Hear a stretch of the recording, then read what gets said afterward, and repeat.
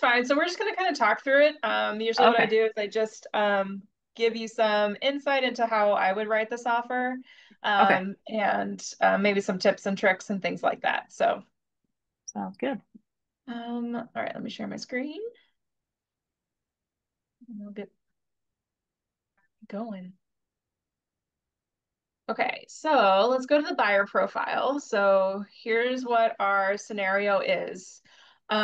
This is a duplex that's for sale in Waterford, or actually a triplex, right? There's 3 units. Um, Seller preferences would probably be like any other investor, right? Like they want to close ASAP. They might be a little flexible on that closing time frame because they probably don't owe a whole lot on the house if they do owe anything. There's no other offers in hand. Your buyer is an investor themselves. They're experienced in investing. They are writing a cash offer. They'd like a home inspection just to make sure there's no really like big major items that'll need to be addressed. But they're pretty well versed in investment properties. So I didn't give a whole lot of details on like what I would do in this offer up front, because I wanted you guys to think through the scenario a little bit more. So let's go to the MLS, take a look at that. This, like I said, it's a 3 unit property. So residential real estate is anywhere between 1 to 4 units. So this does fall as a residential property. You would still use a residential offer to purchase and accompanying documents. Um, it gives us our average rents for the 3 units. It gives us what kind of style each unit is. So the first unit's a 2 bedroom, 1 bath. The others are just a 1 bedroom, 1 bath, which is, you can see through the rental rates. City sewer, city water, which is most likely what a duplex or triplex is going to be. Overall, it's pretty straightforward. Actually, my apologies. This is a 4-family property, but 3 of the units are rented. So the 4th unit is a studio efficiency. It spells out what the owner pays versus what the tenant pays. So the owner's paying the water and the sewer bill. The tenants pay gas and electricity. This is actually pretty common. Owners that on a 4 unit like this, that's all part of one building that it looks like a house, right? It just looks like a house that was separated into 4. It only has 1 water meter and 1 sewer. So it would be pretty expensive for the city to come in and separate that and put in 4 different water meters, and 4 different sewer lines essentially. So instead of spending probably tens of thousands of dollars in doing so, the owner just covers the bill. Um, Most owners, if they cover the water sewer bill, are going to charge maybe a little bit higher in rents to help offset those costs. So when you're looking at like rental rates and areas and whether or not they make sense, are they high, are they low, and you're looking at it, you also have to take into account what the tenant is paying for versus what the seller or the owner is paying for. Does that make sense? Um, so he does make a note in private remarks here that seller has great tenants and has kept the rent lower. It's under fair market estimates. He did do a little bit of his homework and put some of those fair market rents estimates in the documents, just to kind of help you um, as a buyer's agent, helping you talk to your buyer about this. Here are average rents for this area, and what, for a 1 bedroom, it should be 805. For a 2 bedroom, it should be 1200. In comparison, we can go to the listing and see that the 1 bedrooms are getting 550 or 700 versus 850. So they are a little bit lower than the average market rent. Was There that are really, leases. Yeah, go ahead. sorry, does that usually like affect the buyer if the rent's like super like off on their profit? Is that something they look into? I think it's kind of twofold, right? So they're looking at if it is locked in at a lower amount, how long is left on that lease. So with lease agreements, like we have here in the documents, you can pull up the upper lease and the lower unit leases. If they just re-sign those leases and there's still like 11 months on the lease, the landlord can't increase that rent. Now, if there's maybe 2 months left on the lease, the landlord or the buyer, once they take possession, they become the landlord, can then in 2 months renew the lease at a higher rate, right? So I think a savvy investor is looking at how long they're locked into that lower rent. Um, it's also pretty common that you'll see rents kind of suppressed if the tenant is maintaining the property, like they're doing the snow removal and the lawn maintenance. A lot of times they'll get a break on their rent because then the landlord doesn't have to pay for that service. So, if that's the case, hopefully that's also written into the lease agreement. And then the new owner can decide, do they want to maintain that relationship with that tenant? Um, I think also a lot of savvy investors are going to look at the time that a tenant has been at the property, and be respectful of that relationship. You definitely don't want to churn and burn a tenant every year, but you do want to make sure that you're getting the right amount of rent for the unit. So it's a little bit of a balancing act on whether or not the buyer would come in and go ahead and raise rents. It really is just going to be dependent on each property and each scenario and each lease agreement that's in place. So lower rents could affect the saleability of the property if that lower rent is locked in for a very long amount of time. Okay. Catherine, I have a question. Yeah. In the lease, does it specify when the lease ends? Because there are multiple dates, 21, 22, 2021, 2023. So where do I find out how long the lease is for?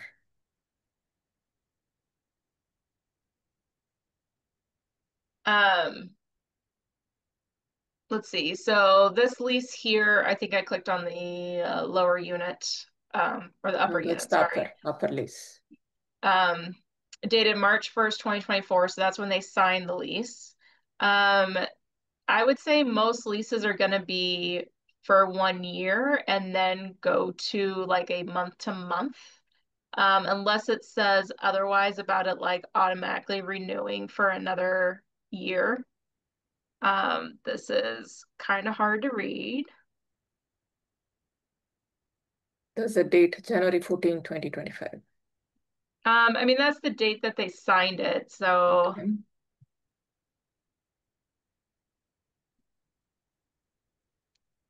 residential lease agreement.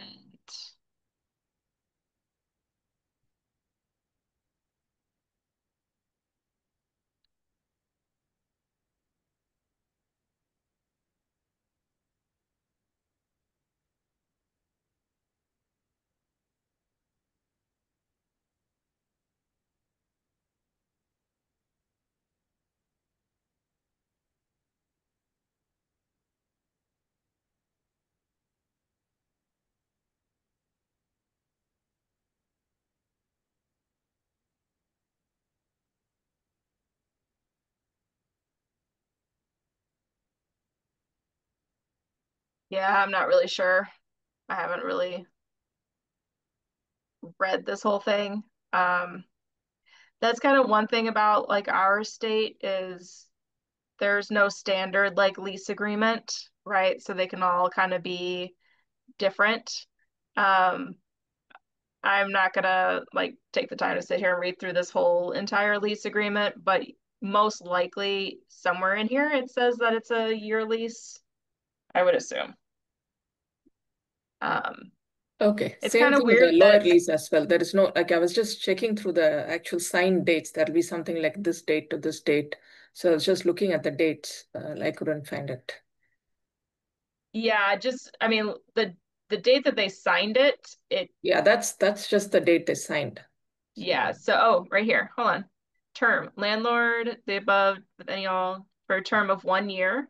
Such term beginning on March 2024. So really, even though they signed it in January, the 1 year was over in March.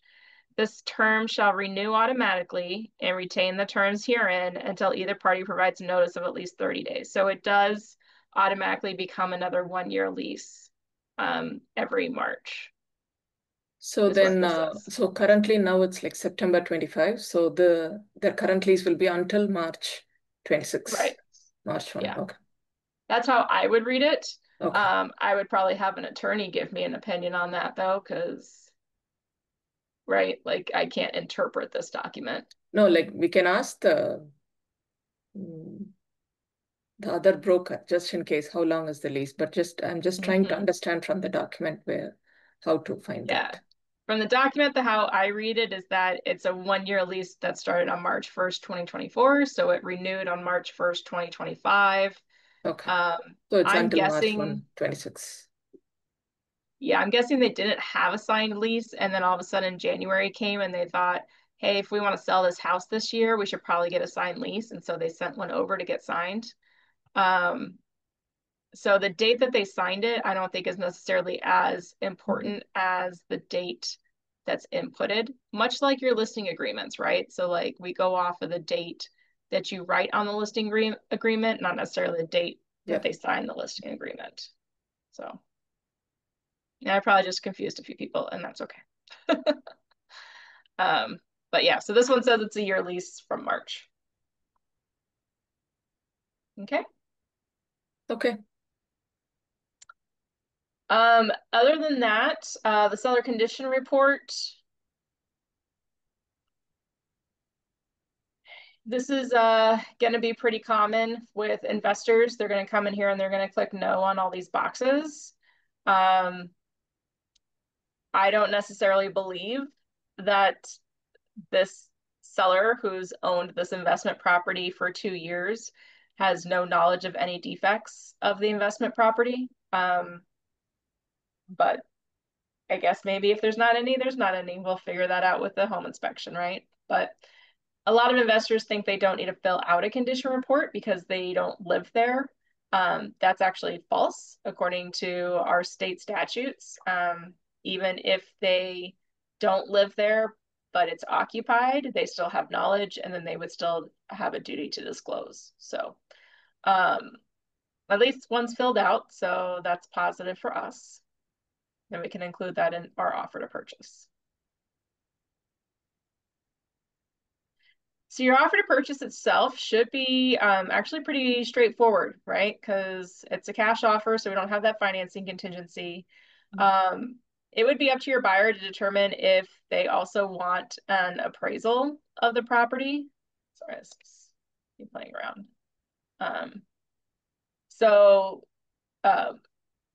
I would say 99 out of 100 times they won't ask for an appraisal. Like the cash buyer is not going to be worried about an appraisal on the property. Sometimes cash buyers are wanting to get an appraisal. At that point in time, it would be the buyer's responsibility to find an appraiser and have them do an appraisal of the property. Because there is no financing, so there's not a lender to do that work. But here's where it's going to get tricky with writing an offer to purchase, especially with a property that, as we see here, has several inclusions and exclusions, right? We have 4 stoves and ranges. We have 4 refrigerators. I would definitely write that into the offer. You know, you can just copy and paste it like this. The other thing you also always want to include in tenant-occupied properties is in the exclusions, the tenant's personal property. Okay, the tenant's personal property is not included in an offer. Here in exclusions in the offer, it does already pre-crash the language about the seller's personal property. So you would just want to make sure that tenant's personal property is also excluded. This is for fridge or stove, whatever that said, right?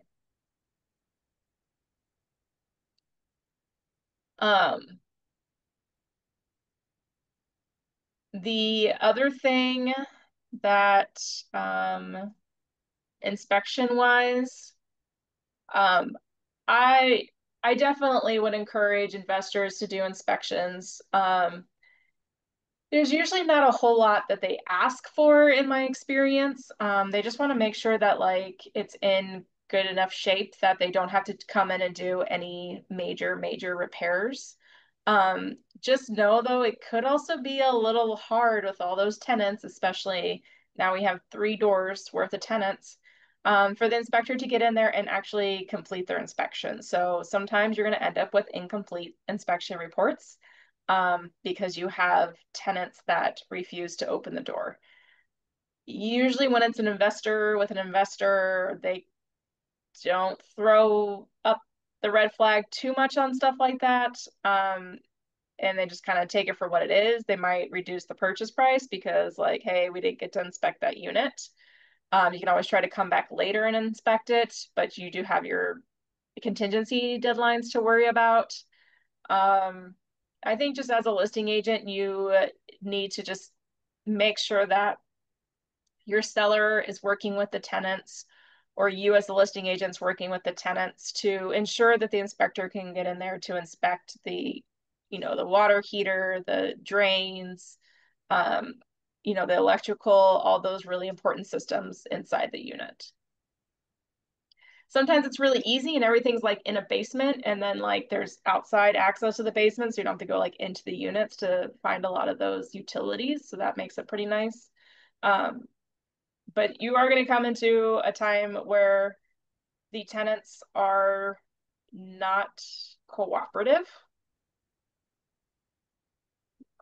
And I think, the 2 parties and the 2 agents are just going to have to kind of decide together how to navigate that the best they can.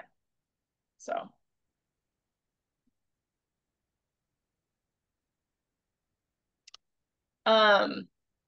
Let's go back to the offer then. So we do want to put an inspection contingency in this. There won't be any financing because it's a cash offer. So I would be clear on that and put NA, and then all of this is blank. Again, there probably won't be an appraisal contingency because it is going to be a cash offer. No, that applies. Taxes will be the preceding year.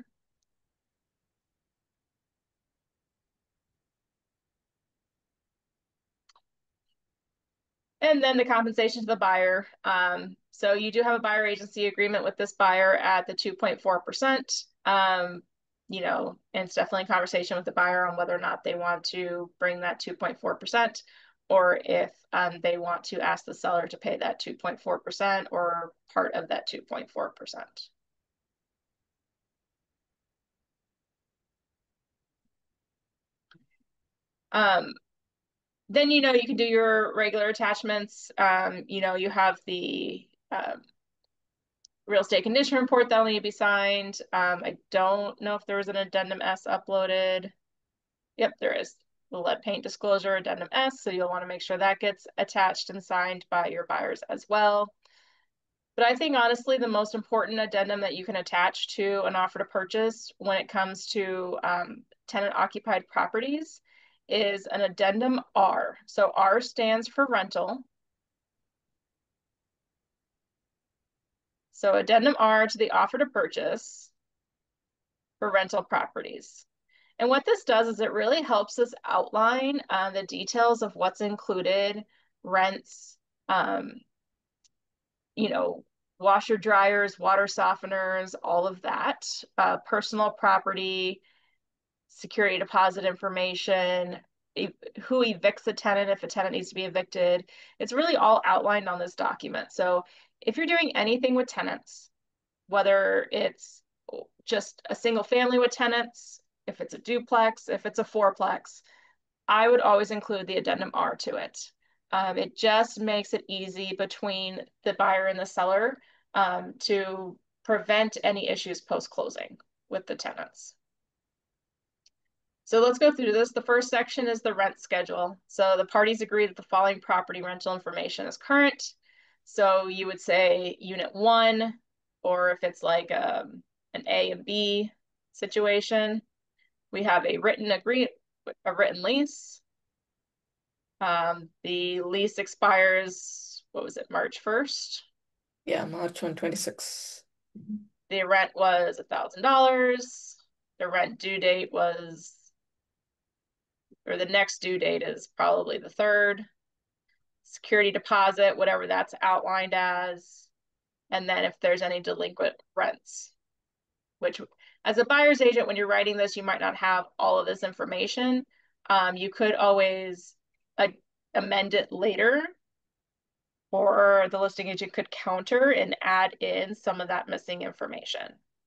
Okay.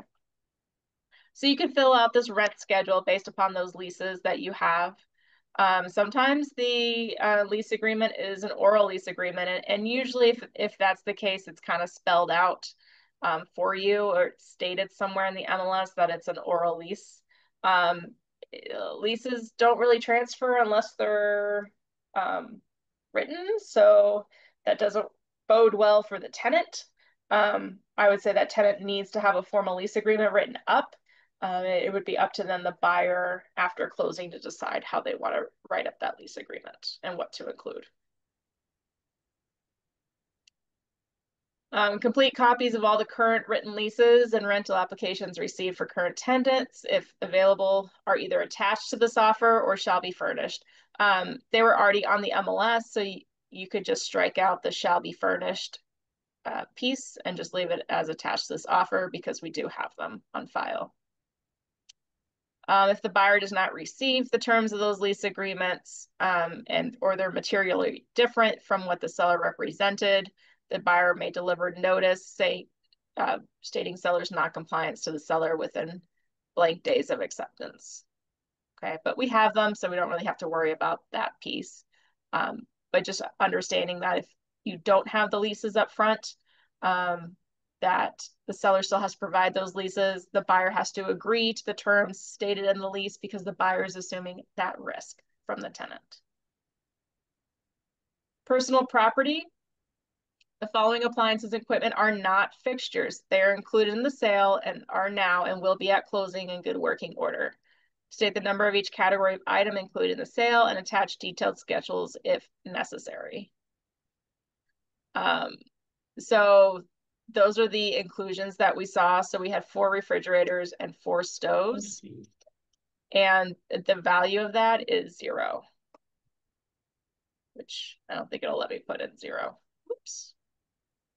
No. So if the landlord was going to sell some of the appliances separate from the offer to purchase, you could put an amount here. Otherwise, they're just included as part of the property. We also want to make sure that we're looking for things like window air conditioner units, right? Those are super common in rental properties. Is the tenant owns that, or does the landlord own that? And if the landlord owns it, is it going to be included with the sale? Water softeners, again, rented or owned. Washing machines and dryers.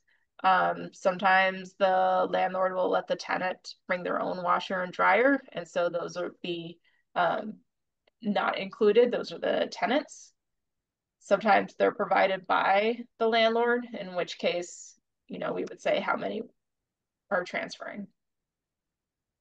And then snow blowers, lawn mowers, things like that. So this is just a good section to really understand what those inclusions and exclusions are and to help clarify them. And so hopefully you have that information from the listing agent before you write this offer.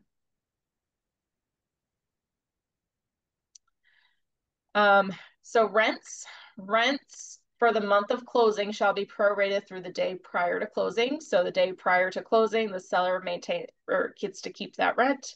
From the date of closing forward, it's now the buyer's rent to keep. The seller may collect any delinquent rent, which was due before closing. Seller cannot use security deposits for delinquent rent. The seller shall give delinquent tenants appropriate notices of default and evict the tenants who fail to timely cure their defaults, sue evicted tenants for delinquent rents and damages in excess of security deposits, and repair damaged units. So basically evicting tenants and getting that money from them or repairing the unit is all going to fall onto the seller. Vacant units. So in this example, 3 of them are rented and 1 unit is vacant. The buyer can ask the seller to find a tenant for that unit and force the seller to rent the vacant unit.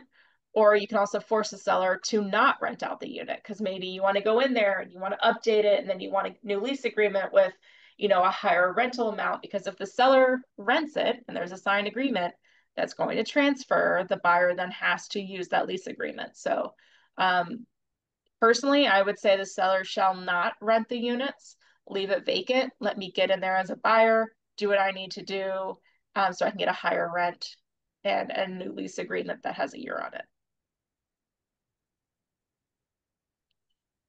If the seller receives a 30-day notice while under contract that a unit is going to be vacated, then the seller shall give the buyer prompt written notice of that. And it doesn't have any and what happens. Well, the buyer gets to deal with it, but it has to be given to the buyer in writing. Rental agreement extensions. So seller shall not renew an expiring lease or extend the lease terms, okay? Or change the terms conditions of a lease, like make it month to month, even if it has, you know, 6 months left on the year lease. So once we go under contract, the seller is not allowed to change any fundamental terms of that rental agreement. Security deposits, the seller shall transfer the full amount of all the security deposits to the buyer at closing. This is really important, especially if you have like a new investor who's kind of new to investing in properties. Really, you shouldn't use that security deposit. You should just stick it in a savings account, let it accrue interest, because you will have to return that security deposit, whether or not you're returning it to the tenant after they vacate, or if you sell the property, you have to transfer that security deposit amount to the buyer. Now, most of this will take place with title. So title will take money from the seller's closing proceeds and give it to the buyer as that security deposit. So the seller doesn't necessarily have to write a check. But the seller needs to make sure that they have the money to cover that security deposit transfer. Seller should give the buyer a copy of all the tenant records. Notice the contact person changes. So do you want the seller or the buyer to notify the tenants of who the new landlord is? Okay, so that notice has to be given within 10 business days of closing. That advises them on the sale and all the contact information of like how to do your new rent payment, any maintenance requests, and everything like that. So do we want the seller to send that notice to their tenants, or shall the buyer send that notice to their tenants? Eviction. So after closing, the seller shall complete any evictions that they already have opened or that were started, and the seller will pay for those, unless the buyer at the buyer cost moves the court to be substituted or joined in as plaintiff. So if the buyer's like, I'll take over the case, there's going to be a fee involved in that. The buyer can pay that fee and then also get the reparations from that eviction case. If the seller gave the tenant notice prior to closing to vacate the premise and the tenants have failed to comply by the time of closing, either the seller or the buyer shall take all necessary steps to remove the tenants, including filing of an eviction. So if it's a month before closing and the seller moves to evict a tenant, but they have not vacated the property yet, who's going to kick them out is what this question answers. And then delinquent rent. Any delinquent rent collected after closing pertaining to rent due and payable prior to closing shall be paid to the seller's account unless agreed upon in writing. Now, if you notice, everything that I just went over is not optional, right? There's no like put a checkbox or an NA if you wanted to apply. So if you use an addendum R, all this language will apply. So please make sure you come through here and strike what is appropriate. Okay. And if you don't want something to apply, you can clarify that in additional provisions. But I think this is the cleanest way to protect both the seller and the buyer, specifically with evictions and post-closing issues. Okay. Any questions so far on this? Usually, who does the notice of contact? The buyer? The 56. The buyer is the default. I would say probably the buyer, just because you're giving them your contact information, Yeah. how you want to collect the rent. So Okay. the buyer would have to give that to the seller for the seller to then send the notice. So Eviction, usually the buyer should prefer the seller to do all the work, right? Get the eviction done and be done yeah, with I it mean, instead of I would. First of all, it's the seller's rent that the buyer was late on, right? So that rent money should go to the seller. go to the seller, yeah. Yeah, two, as a buyer, like I don't really want to pay for that. Like it's not my eviction. Like I don't necessarily want that on my record either. So as a buyer, I would always just have the seller do everything for the evictions if they needed to happen prior to closing. Now, if a tenant misses the rent payment with me, then now that's my problem. But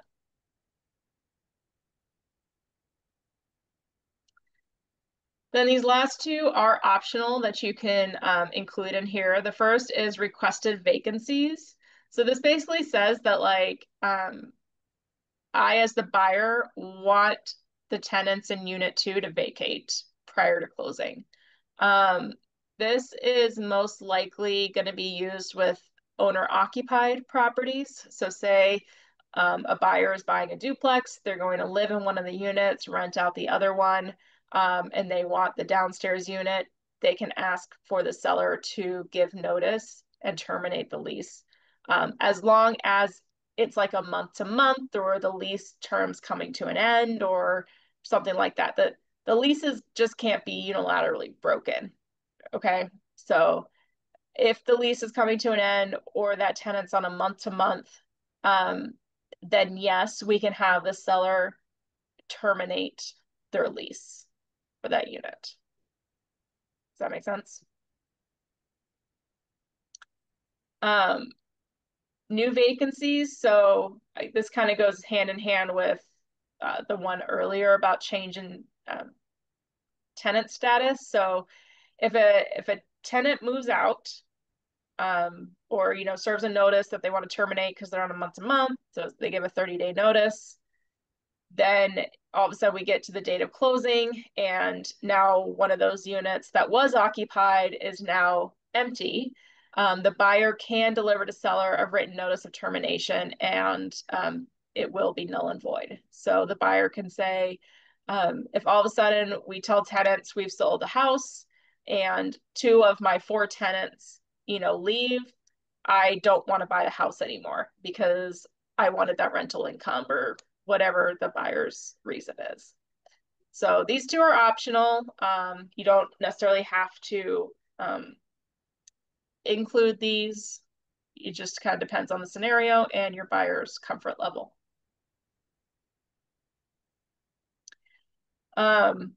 This just says that if there's a provision about, agreeing to days and there's nothing in like parentheses, then the default number is 20. So just be aware of that.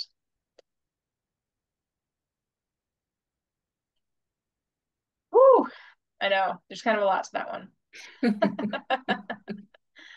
But we haven't really talked about a rental property on one of these practice offers Exactly. before. I'm glad I was So able to attend today. yeah, I just really, the whole point of today was I wanted to get, I wanted you guys to get eyes on this addendum R. I wanted you to read through it, understand what's on here. Again, even if it's a single family that's rented with tenants, I would personally use this. Yes. I would be talking to my buyer client about all these terms so that they understand that like they can't just go kicking people out if they're under a written lease agreement, right? So I think it's, like I said, to me, this is the best way to protect both of your clients, both the seller and the buyer, during the transaction and post-closing, especially with the eviction stuff, because you just never know. So.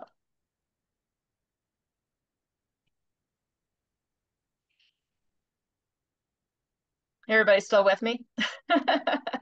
Yep. What should be in the addendum AC for this? Anything special in that addendum AC for rental? AC, no, I probably wouldn't do anything unless you wanted to do like the inspection gap on it. Because the inspection gap at least, let's pull it up. You know, especially because you're working with another investor.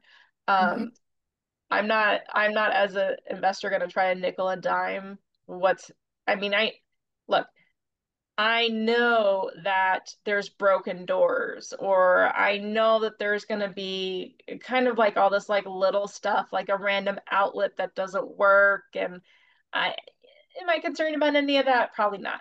What am I concerned about? I'm concerned about the roof. I'm concerned about the foundation, and I'm concerned about the mechanicals. So like the furnace, AC, the major water ones. heater, right? Like if it's not one of those 5 things, I'm probably not losing sleep over it as an investor, because I'm probably not going to do anything with tenants in the property anyways, unless like they complain about it and then I'll address it. But like realistically, I'm going to wait till those tenants vacate. I'm going to get in there. I'm going to scrub it, change the carpet, clean it up, paint it, you know, fix the doors, whatever needs to be done. And then I'm going to put a new tenant in there for more rent. So I'm not trying to like nickel and dime on these investment properties. I just want to make sure that I don't have to spend 20 grand when I move in for a new roof. Right. And there's So, nothing related to appraisal gap because they're a cash buyer and no appraisal. say that again. Nothing related to appraisal gap because there is it's just a cash transaction Yeah. and no appraisal. So Yeah. do we need to unless add they, this AC at all? no, you Addendum don't. AC? I mean, Yeah. the AC is completely optional. Okay. If you wanted to use any of these terms. Appraisal gap, if it's a cash offer, again, if they're not getting an appraisal, you won't need this. If they are getting an appraisal and they're like, well, I just want to make sure, you know, I'm not spending too much money. I don't know if an investor would want an appraisal gap anyways. You know, like Yeah. if they're going to get an appraisal to Yeah. protect their money, they're probably not going to give extra cash on top of it. So I don't know if it makes sense in this scenario.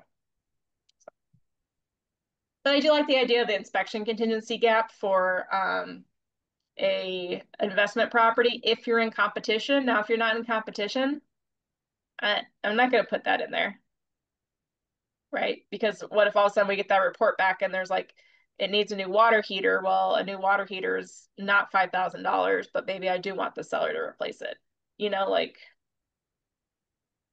so.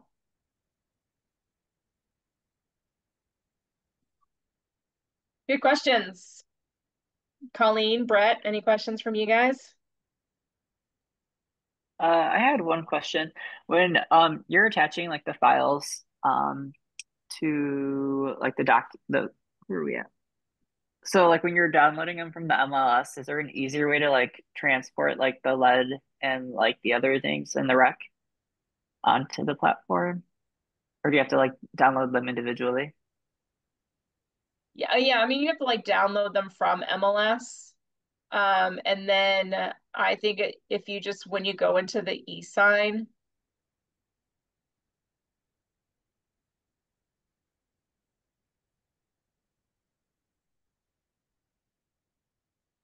I have the slowest internet in Lake Country sometimes. Apologies.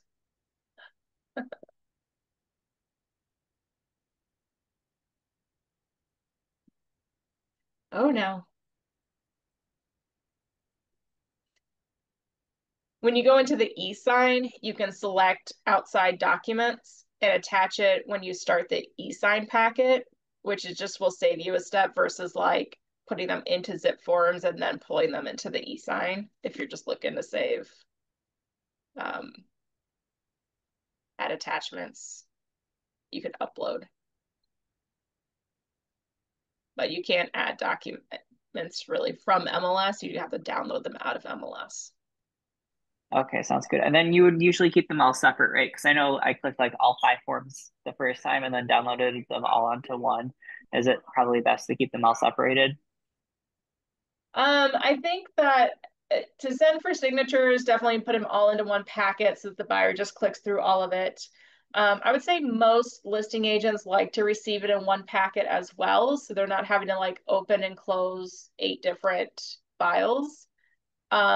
But then you also have to realize when you go to like upload an accepted offer into Command, you have to separate it out into those separate documents. So there is an easy way to do that in Command.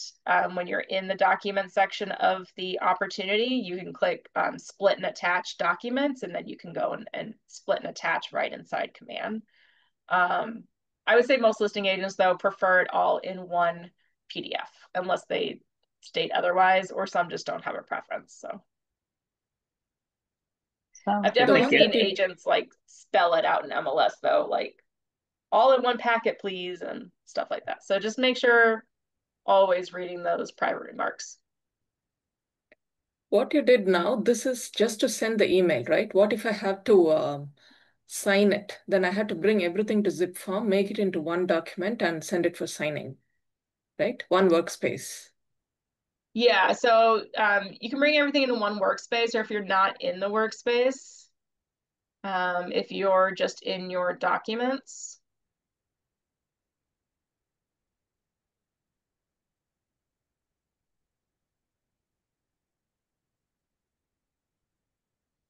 and you click e-sign here on the top left, Mm-hmm. you can then select all the documents you want to include in that packet, including The offer to purchase, the new documents downloaded, everything. Okay. yeah, But so we you have to can, bring everything to a zip form. yeah. Okay. Yeah. Well, I mean, you're writing them all in zip form, right? So these are all everything that are already filled out in I'm zip saying forms. the lead disclosure, Yep. RECR, You can just everything. right here when you're selecting what you want, you can just hit add external documents and upload what you've downloaded from the Okay. MLS. Okay. And then I'll add them all right here for you. And you can change the order of how you want them to be viewed, everything.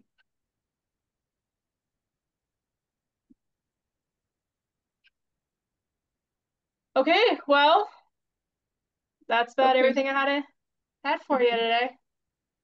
If you have any other questions, throw them on Pumble so we can all see them. Okay. And Oh, we'll see you I guys in a had few one more weeks. Oh question. yeah, Sorry. go ahead. When you're getting like binding acceptance back, that could just happen like on a Sunday, right? Binding acceptance doesn't have to be on a Monday. Yeah. Yeah. Whenever Okay, cool. you I just feel like wanted to working. confirm. Yeah. Okay, sounds good. Yeah. The only thing you don't want to happen on a weekend is their closing date. And Got it. maybe not loan commitment if you can avoid it.